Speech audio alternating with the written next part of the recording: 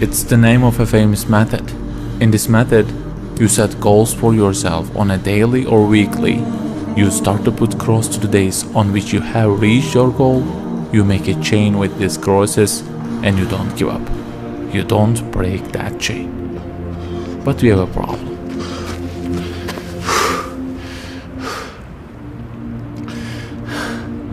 Personal development specialists say that we should have goals.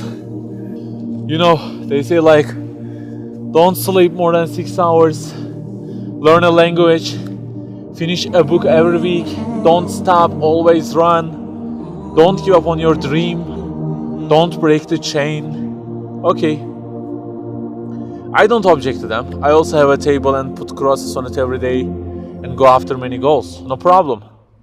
But you know what? They don't talk about the most important part of it.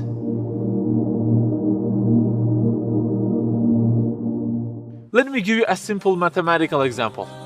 Try to imagine that you are adding numbers, and imagine that the numbers you have added up to this year is, for example, 35 in total, and you start from this year. For example, you will add 4 in this year, and then add 8 in next year, and it goes on. And there is an unknown time which counts down, and when it ends, you can't add any other number. Okay, you start the addition. Plus 4, plus 8, plus 7, plus 3. You add ambitiously, you keep adding and adding. Plus 6, plus 5, and okay, they say time is over. Then you realize that you have added the numbers into a giant parenthesis, and there is a zero multiplication at the end of it. It wipes out all the numbers you have added all those years, and the result becomes 0. Of course, you are disappointed. All your efforts have been wiped out by the 0. A regret arises inside of you. You say, I wish I had seen the whole picture at the beginning and realized that 0 and changed it with 1 before I started the addition. I think you got the point. Okay, guys, you may have goals for this year and afterwards. Learning a language, finishing a book every week, increasing your monthly income to $15,000, not sleeping more than 6 hours, etc. But for what? For what do we set goals exactly? Why don't we break the chain? If it is just for a more comfortable or a more respectable life, remember that all this will already be 0 with death. The death will wipe out all of them. The person who knows English will be equal with the one who doesn't know. The one who earns more will be equal with the one who earns less. The one who can reach his goals will be equal with the one who can't.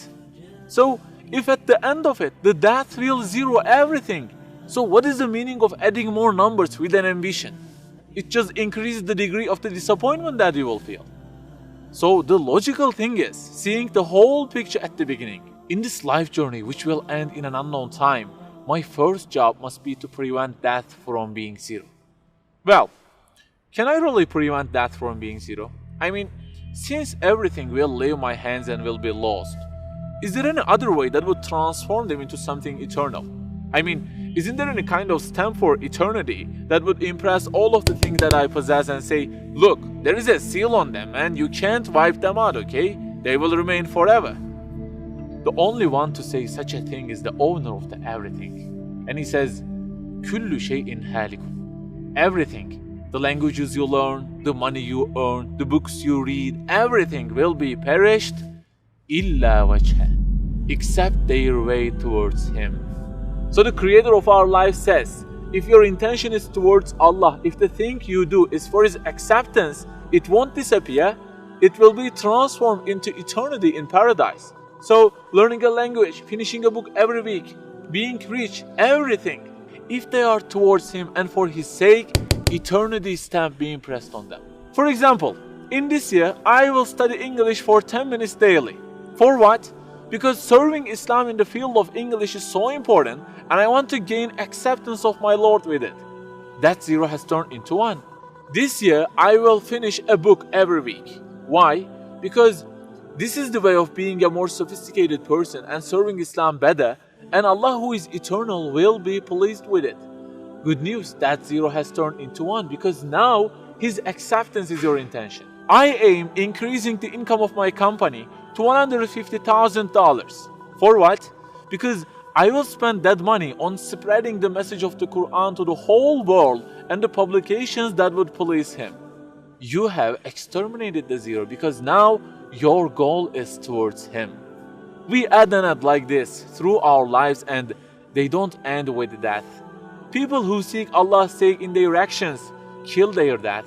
Death cannot zero their additions.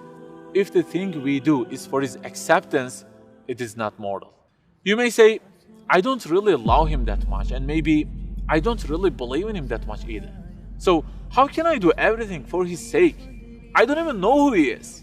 My brother or sister, that's the problem. You don't even know who he is. And actually, it is our first job in this life, recognizing him. That's the first step. The more you recognize him, the more you love him. And the more you love him, the more you seek his sake in your actions. So learn about him. Who made you? What does he want? Why does he give you such a billion things in each day? Read, find out. Turning the zero into one is a lifelong process. Start at the point that you are missing and try to fix it. Like the specialists say, don't break the chain, but keep the chain to gain his acceptance. Run, but run to be eternal. An unknown time counts down, and before starting to add the numbers, the first thing you have to do is to remove that zero. Otherwise, everything you added will be wiped out.